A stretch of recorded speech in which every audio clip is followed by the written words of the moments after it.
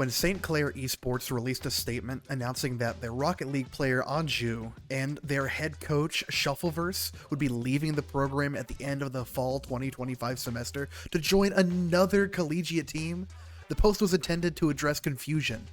Instead, it ignited a small debate about the ethics, expectations, and instability surrounding collegiate esports transfers. A tweet sent by the program expressed disappointment at losing student athletes mid-degree, highlighted concerns about mid-cycle recruitment, called for clearer standards around player mobility and outreach. Community reaction and the player and the coach's responses revealed that there might be more than meets the eye, and that the scene is divided about how departures should be handled. Arju responded quickly on X, offering gratitude for his time at St. Clair and clarification about the timing. He said, quote, "To clear up some confusion regarding us leaving, made this decision way back in May, so it wasn't something last minute, and leaving was a difficult decision, but it was the right call for my personal life." He added, "I really appreciate the opportunity St. Clair gave me, wishing the program and everyone involved the best." Coach Shuffleverse echoed the same, saying, quote, "Both staff and our team were aware that this fall would be our last semester together since May. We're grateful for the experience and chose to move mainly to improve our academic paths, not to compete." From their perspective,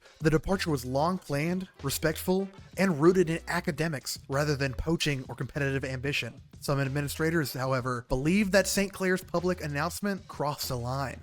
DePaul Rocket League's Big Banjo main was blunt, saying, quote, "This post seems entirely unacceptable and shouldn't even have been posted in the first place. Things change, and it's how you adapt to those changes that makes you either a great program or a bad one." Michigan Esports' Kevin Palmer argued the statement misdirected frustration, saying, quote, "Not sure the point of this post other than to slander the people leaving. Bring it to the meetings and conferences where policy and competitive decisions are made." St. Clair's own esports director, Sean Byrne, replied that the intent was not to blame players, saying, quote, "No slander at all towards the players. It's more so a call to action for us in collegiate esports to put some thought into stronger processes and policy around reaching out to players committed to other programs." While opinions differ sharply on St. Clair's communication, nearly everyone agreed that the broader system is flawed. Some want structured transfer windows like the NCAA. Syracuse's director of esports competition, Travis Yang, shared, quote, "Programs competing at a high level must be prepared to lose students.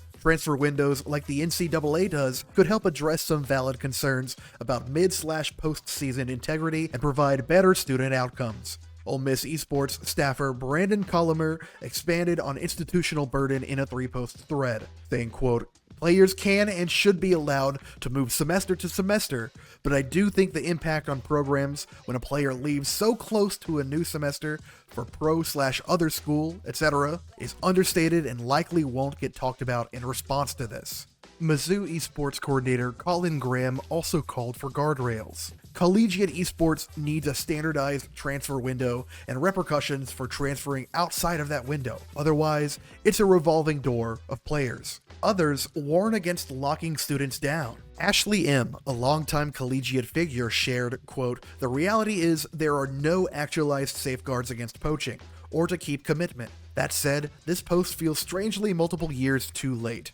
I'm curious to see if anyone has any actual actionable solutions to this that aren't unreasonable transfer window controlled by leagues we have to pay in." Syracuse's Yang agreed, saying, quote, "In my opinion, students should never be tied down to a school, esports related or not. Our job is to help develop young adults.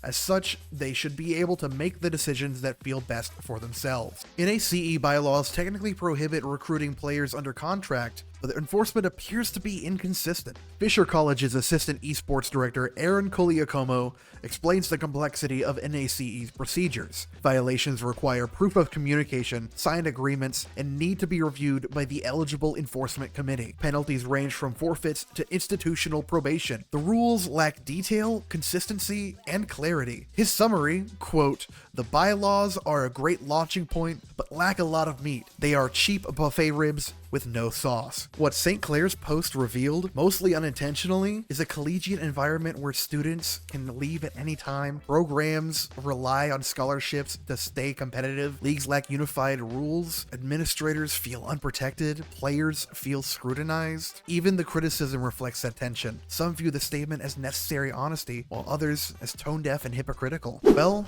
what's next? The conversation shows a rare consensus on one point. Collegiate Esports desperately needs standardized mobility rules and empathy for students caught in the middle. As Chase Newcomb puts it, transfer portals and windows are a desperate need. These decisions are sensitive and typically have a domino effect. We have a responsibility to our students and, more importantly, their future. Until colleges, leagues, and any other governing bodies align on expectations, transparency, and ethics, these controversies will continue.